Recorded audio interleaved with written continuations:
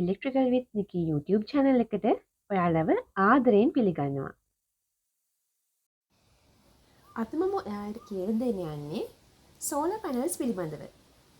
ඉතින් ඔයාලට මතකයි පහුගිය කාලේ අපේ ලංකාවේ ලොකු crisis එකක් ඇති වුණානේ.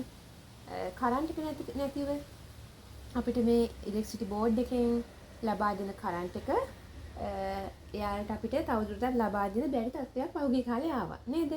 එහෙම වුණාම අපේ අය ගොඩක් උනන්දු වුණා මේ solar panels ගැන. නමුත් මේ පිළිබඳව මම දන්නවා ගොඩක් අයට හරිම ක්ලියර් අයිඩියා එකක් නැහැ තවමත්. ඉතින් මම අද හදන්නේ ඔයාලට බොහොම සරලව මේක මුලින් ඉඳන් කියලා දෙන්න. මොකද මේ solar system එකක් කියන්නේ අපි කොහොමද ඒකෙන් එනර්ජි එකක් ජෙනරේට් කරන්නේ කියන දේවල් පිළිබඳව. දැන් බලන්න මම මේ රූපයෙන් ඔයාලට පෙන්නනවා.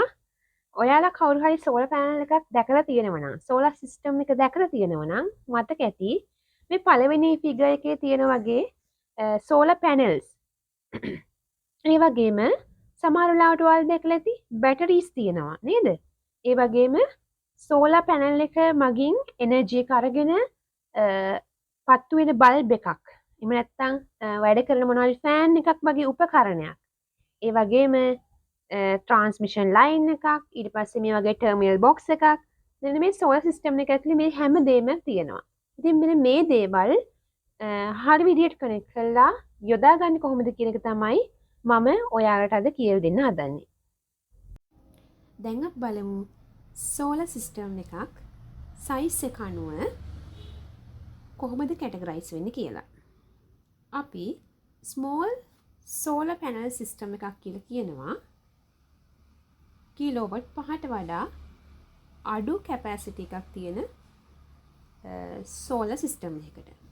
ඒ වගේම medium solar system එකක් කියලා කියනවා කිලෝවොට් 5 ඉඳන් 500 දක්වා solar system එකකට. අපි large solar system එකක් කියලා හඳුන්වන්නේ කිලෝවොට් 500ට වඩා වැඩි ඒවට. ඒ වගේම මෙගාවොට් 10ට වඩා වැඩි solar system වලට අපි කියනවා මෙගා පාක් කියලා. විදුලි බල මණ්ඩලයේ අපිට ලබා දෙන විදුලියත් එක්ක කිසිම සම්බන්ධයක් නැතුව අපි අපේ ගෙදරට solar panel එකක් මෙන්න මේ විදියට install කරගෙන මෙන්න මේ රූපයේ තියෙන විදියට install කරගෙන පාවිච්චි කරනවා නම් අපි ඒකට කියනවා මොකක්ද? off grid system එකක් කියලා. හරිද? ඒ වගේම අපිට මේකට තවත් කියන්න පුළුවන් නමක් තමයි stand alone system එකක් කියලා. stand alone කිව්වම ඔයාලට නිකන් stand alone එකට කියන්නේ stand alone කියන එකේ තේරුම බලන්න. stand alone තනියම තමයි. එයා වැඩ කරන්නේ තනියම. වෙන කෙනෙක්ගේ support එකක් නැතුව, external support එකක් නැතුව. හරිද? එතකොට ඒ වගේ system එකක් අපි කියනවා off grid system එකක්. එහෙම නැත්නම් stand alone system එකක් කියලා. හරි. අපි බලමු මෙන්න මේ රූපය මේකේ මොකද්ද පෙන්නලා තියෙන්නේ? මේකේ අර කලින් පෙන්නපු රූපෙත් එක තියෙන වෙනස මොකද්ද? මේකේ ඉරක් තියෙනවා, අපේ ඉර තියෙනවා, solar panel එක තියෙනවා, control එක, inverter එක, අපේ electrical item එක, batteries මේ ඔක්කොම තියෙනවා. නමුත් ඔයාලට පේනවා grid supply එක ඇවිල්ලා. නේද? විදුලි බල මණ්ඩලෙනුත් supply එක ඇවිල්ලා. ඒ කියන්නේ මොකද්ද? මේකෙදි වෙන්නේ අපි solar panel එකකින් බැටරිය charge කරනවට අමතරව grid එක මගිනුත් බැටරිය charge කරන්න පුළුවන් වෙලා තියෙනවා නේද? ඒ කියන්නේ මේ බැටරියෙන් ආපස්සට grid එක පැත්තට supply යවන්නේ නැහැ. බැටරිය කරන්නේ grid එකෙන් එන supply එකෙන් බැටරිය charge කරගන්නවා විතරයි. හරිද? solar energy එක මදි වුණ වෙලාවට බැටරිය grid එකෙන් charge වෙනවා. solar energy එක තියෙන වෙලාවට බැටරිය solar energy එකෙන් charge වෙනවා.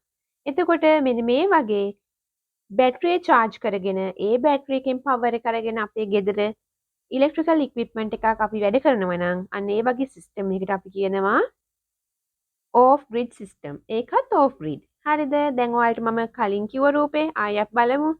කලින් රූපේ කොහොමද තිබුණේ? මේකේ grid එකෙත් එක්ක කිසිම සම්බන්ධයක් නැහැ. එයා stand alone තනියම ඉන්නේ.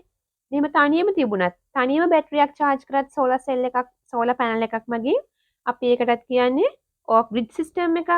ඊට පස්සේ solar panel එකක් භාවිතයෙන් හරි grid supply එක අරගෙන හරි අපි batteries charge කරගන්නවා නම් අපි ඒකටත් කියන්නේ off grid system එකක්. එහෙම නැත්නම් stand alone system එකක්.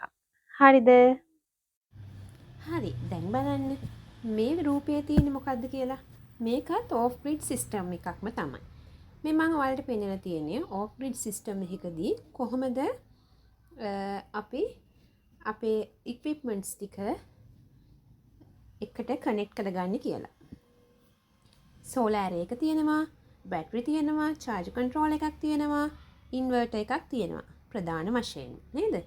ඊට පස්සේ ඔයාලට පේනවා ඔයාලට DC load එකක් run කරගන්න ඕනේ නම් charge control එකෙන් direct ගන්න පුළුවන් battery through DC load එකට supply එක. ඒ වගේම ඔන්න AC load එකක් run කරන්න අවශ්‍ය නම් ඔයාලට inverter එකෙන් DC load DC supply එක AC supply එකක් බවට convert කරලා ගන්න වෙනවා. මේකෙදි මට ඔයාලට කියලා දෙන්න ඕන විශේෂ දේ තමයි අපි මේ වගේ stand alone system එකක එහෙම නැත්නම් off grid system එකක inverter එකේ size එක තීරණය කරන්නේ හැම වෙලෙම අපේ load එකේ size එක අනුව. load එකේ size එක බලලා තමයි inverter size එක decide කරන්නේ.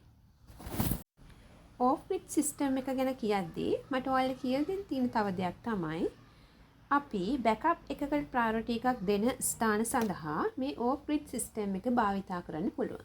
මොකද මේ backup එකක් ඕන කරන තැන් කියන්නේ. හිතන්න දැන් මම ඔයාලට කලින් figure එකේ පෙන්වුවා නේද grid supply එකක් දෙනවා. ඒ වගේම අපේ solar panel එක හරහා battery bank එක through supply එනවා. ඒ දෙවිදියටම ගන්න පුළුවන් system එකක් තමයි මම දෙවෙනි රූපේ ඔයාලට පෙන්වුවේ. එතකොට ඒකෙදි ඔයා හිතන්න grid supply එක කොයි වෙලාවක හරි නැති වුණා. ඒ කියන්නේ සරලව කිව්වොත් කරන්ට් එක නැති වුණා. එතකොට මොකද වෙන්නේ? control එකෙන් අඳුර ගන්නවා grid supply එක නැහැ කියලා. එයා automatically battery supply එකෙන් අපේ equipment run කරන්න ගන්නවා ගෙදර. ඉතින් backup එකකට priority එකක් දෙන ස්ථානවලට අපි off grid system එක යොදා ගන්නවා. හරි. මම ඔයාලට කිව්වනේ කලින්ම අපි මේ අපේ solar panel එකක් සහ solar system එකක් හදාදී තියෙන equipment ටික configure කරන ආකාරය අනුව අපි ඒක කොටස් තුනකට බෙදනවා කියලා දැන් මම මුලින් ඔයාලට කියන්න off grid system ගැන. දැන් මම ඔයාලට කියලා දෙනවා on grid system එකක් කියන්නේ මොකක්ද කියලා. බලන්න මේ රූපය මොකද්ද මේකේ පෙන්ලා තියෙන්නේ? මේකේ batteries නැහැ නේද? ලොකුම වෙනස තමයි batteries නැහැ. on grid system එකකදී වෙන්නේ මොකද්ද දන්නවද? අපිට grid එකෙන් supply ගන්නත් පුළුවන්. අපිට grid එකට supply ලබා දෙන්නත් පුළුවන්. දැන් මෙහෙම හිතන්නකෝ example එකක්. ඔයාලගේ ගෙදර ඔයාලා rooftop එකේ උඩ වහලේ ගහනවා solar panel එකක්. හරිද? install කරනවා. එතකොට දැන් ඔයාලා solar panel එකෙන් generate කරනවා energy එක. හරි දැන් ඔයාලගේ ගෙදරට ඔයාලා usage එකට අරන් ඉවරයි. දැන් additionally තව තියෙනවා. වැඩියෙන් තියෙනවා unit ගාණක්. ඔයා මොකද කරන්නේ? ඔයා ඒක දෙනවා grid එකට. හරිද? දැන් හිතන්න මේ දැන් තියෙන්නේ වැසි සහිත දවසක්. මොකද වෙන්නේ? ඔක්කොම අඳුරුයි. ඉර එළිය නැහැ. එතකොට solar panel එකෙන් energy එක අඩුවෙන් තමයි generate වෙන්නේ. දැන් ඔයාලට unit ගාණ මදි. ඔයාලා මොකද කරන්නේ? grid එකෙන් unit ගන්නවා. බලන්න මේ රූප බැලුවම ඔයාලට තේරෙනවා මේක import and export from the grid. Energy is import and export from the grid. දෙපැත්තටම නේද? අපි energy එක grid එකට දෙනවා. සමහර වෙලාවට අපි grid එකෙන් energy එක ගන්නවා. මෙන්න මේ වගේ system එකක් අපි කියනවා on grid system එකක් කියලා. හරිද? ඔන්න එහෙනම් අහගන්නකෝ on grid system එකේදී තියෙන විශේෂ දෙයක් මම ඔයාලට කියලා දෙනවා. ඒක තමයි මේ වගේ system එකකදී හදිසියෙවත් හිතන්නකෝ grid එක පැත්තෙන් එහෙම නැත්නම් විදුලි බල මණ්ඩලයේ පැත්තෙන් එයාලගේ සප්ලයි එක ඕෆ් කරනවා කියලා. එහෙම ඕෆ් වුණ ගමන්ම මොකද වෙන්නේ? පොඩි රිස්ක් එකක් තියෙනව නේද? අපේ සෝලාර් පැනල් එකේ පැත්තෙන් සප්ලයි එක මෙන්න මේ වයර් දිගේ ග්‍රිඩ් එක පැත්තට යන්න පුළුවන් හැකියාවක් තියෙනවා නේද? එහෙම වුණොත් මොකද වෙන්නේ? මොනවා හරි මේන්ටනන්ස් එකකට නැවැත්තුවොත් සප්ලයි එක ග්‍රිඩ් එක පැත්තෙන් එයාලා ඉන්නේ රිස්ක් එකකනේ. මේන්ටනන්ස් ටීම් එක රිස්ක් එකක ඉන්නේ. අපේ පැත්තේ තියෙන සෝලාර් පැනල් එකෙන් එනර්ජි එකක් අනිත් පැත්තට යන්න පුළුවන්.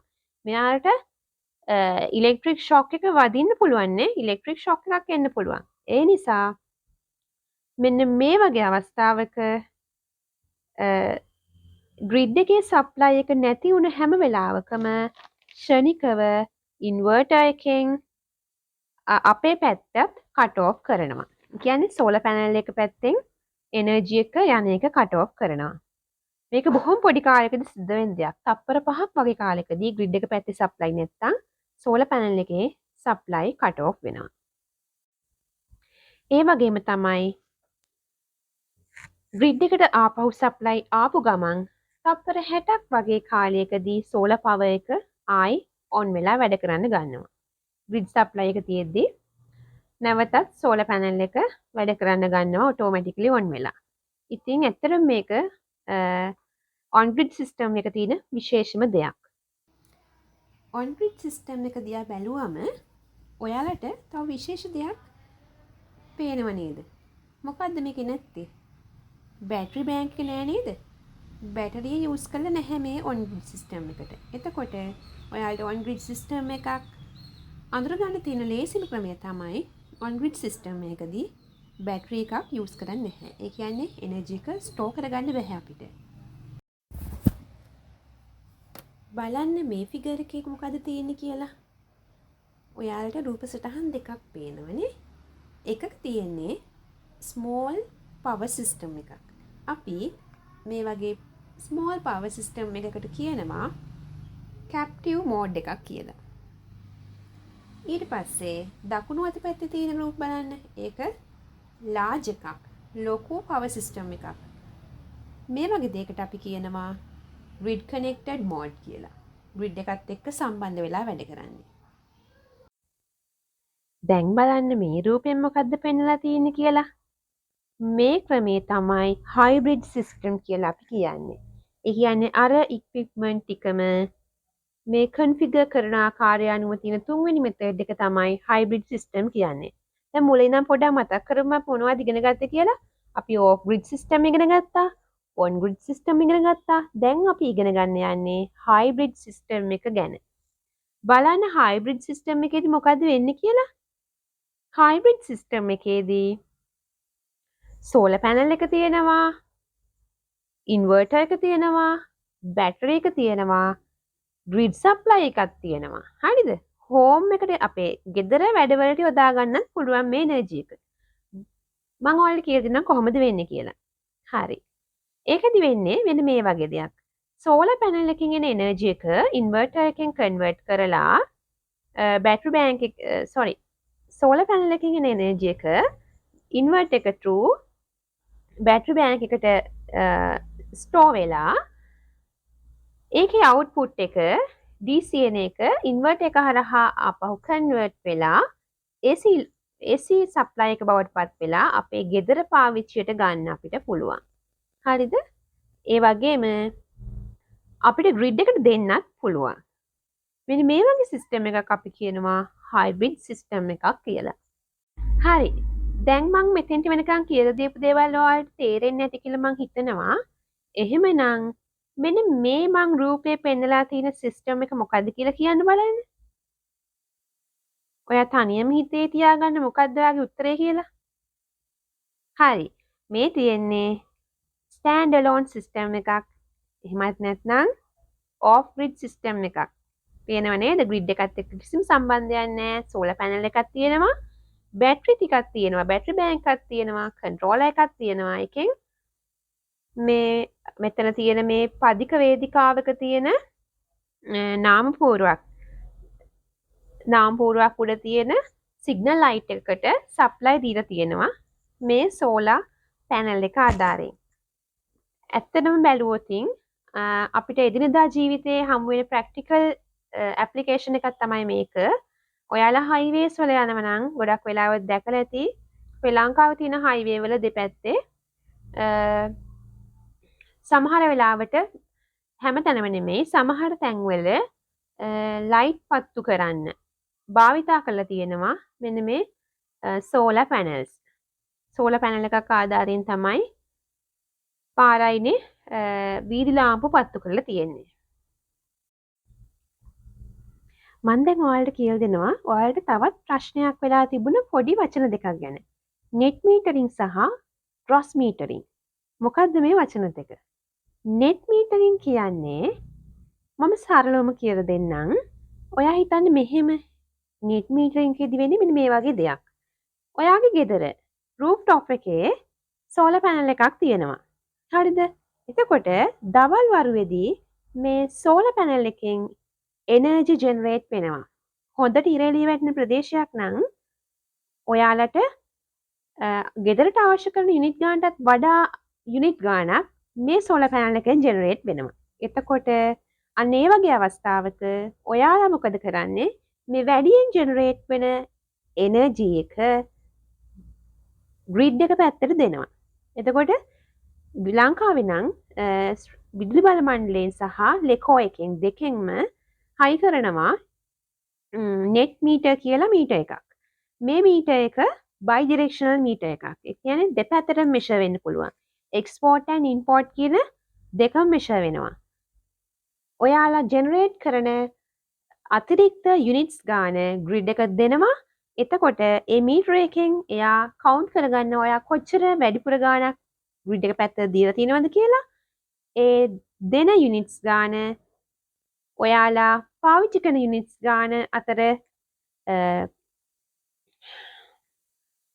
කොහොමද ඒකට කියන්නේ? පාවිච්චි කරන සහ ඔයාලා දෙන එක අතර බැලන්ස් එකට තමයි ඔයාලගෙන් අය කිරීම සිද්ධ කරන්නේ. ඒ කියන්නේ ඔයාලට බිල් එක එනකොට ඔයාලා CB එක පැත්තෙන් යුනිට්ස් ගානක් වැඩියෙන් අරගෙන තියෙනවා නම් අන්න ඒකට තමයි ඔයාලගෙන් charge කරන්නේ. ඔයාලා යාලට වැඩියෙන් දීලා තියෙනවා නම් ඔයාලට ගෙවන්න නැහැ මේකෙදී. ඔයාලා ගැතට සල්ලි දෙන්නේ නැහැ. ඊළඟ බිලෙන් ඔයාලට ඒක අඩු වෙනවා. ඊළඟට බලමු gross metering කියන්නේ මොකක්ද කියලා. ඔන්න gross metering එකේදී වෙන්නේ මේ වගේ දෙයක් නෙමෙයි. ඒකෙදි වෙන්නේ ඔයාලා ජෙනරේට් කරන ඔයාලගේ rooftop එකේ තියෙන solar panel එකෙන් ජෙනරේට් කරන ඔක්කොම units ටික ඔයාලා දෙන්නේ grid එක පැත්තට. ඒ කියන්නේ CB ලට දෙනවා. නේද? ලංකා විදුලි බල මණ්ඩලයට දෙනවා. ඔයාලා පාවිච්චි කරන්නේ නැහැ ගෙදර. ඔයාලගේ solar panel එකෙන් නිපදවන හැම unit එකක්ම ඔයාලා grid එක පැත්තට දෙනවා.